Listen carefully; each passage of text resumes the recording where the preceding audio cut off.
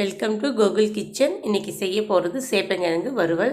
வாங்க எப்படி செய்யலான்னு பார்க்கலாம். சேப்பங்கிழங்குல மண்ணெல்லாம் நிறையா இருக்குங்க. நல்லா ஒரு 4-5 தடவை கழுவி எடுத்துருக்கேன். இப்போ இதை வேக வைக்கிறதுக்கு ஒரு வானலில் தண்ணி வச்சுருக்கேங்க.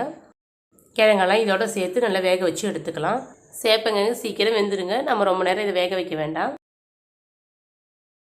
கிழங்கெல்லாம் வெந்திருக்குங்க. இப்போ நம்ம தனியாக ஒரு பிளேட்டில் எடுத்துக்கலாம். கிழங்க ஒரு 5 நிமிஷம் ஆறுனதுக்கப்புறமா தோலெல்லாம் எடுத்துகிட்டு கட் பண்ணி வச்சுருக்கேங்க.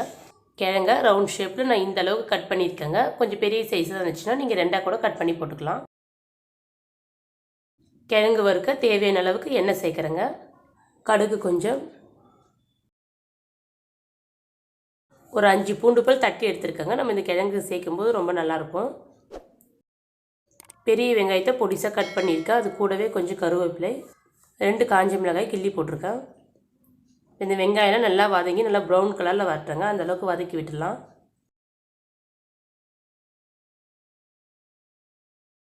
வெங்காயம் நல்லா இந்தளவுக்கு வதக்கி விட்டாச்சுங்க. இது கூடவே 1/4 ஸ்பூன் அளவு மஞ்சள் தூள், தேவையான அளவு உப்பு, குழம்பு மிளகாய்த்தூள் 2 ஸ்பூன் சேர்க்குறேங்க. இதோட பச்சை வாசல்லாம் போகட்டும். எண்ணெயில் ஒரு 2 செகண்ட் நல்லா கிண்டி விட்டுடலாம். கட் பண்ணி வச்சுருக்க சேப்பங்கிழங்கெல்லாம் இப்போ இதோட சேர்க்குறேன். நம்ம கிழங்கு சேர்த்ததுக்கப்புறம் மிளகாய்த்தூள் சேர்க்க வேண்டாங்க. நம்மளுக்கு பிசு பிசுப்பு அதிகமாக இருக்கிறதுனால உப்பு காரம்லாம் அங்கங்கே திட்டாக இருக்கும். இதுவே நீங்கள் எண்ணெயில் சேர்த்ததுக்கப்புறம் சேர்த்திங்கன்னா எல்லா காயும் நல்லா மிக்ஸ் ஆகுங்க. அடுப்பை ஃபுல் சிம்மில் வச்சிடலாங்க. சேப்பங்கிழங்க ஒரு 15 நிமிஷத்துக்கு நல்லா ஃப்ரை பண்ணிக்கலாம்.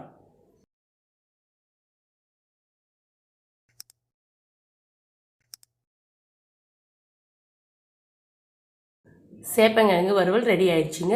நீங்களும் இந்த மாதிரி செஞ்சு பாருங்கள். இந்த வீடியோ உங்களுக்கு பிடித்திருந்தால் லைக் பண்ணுங்கள், ஷேர் பண்ணுங்கள், கமெண்ட் பண்ணுங்கள். மறக்காமல் சப்ஸ்கிரைப் பண்ணுங்கள்.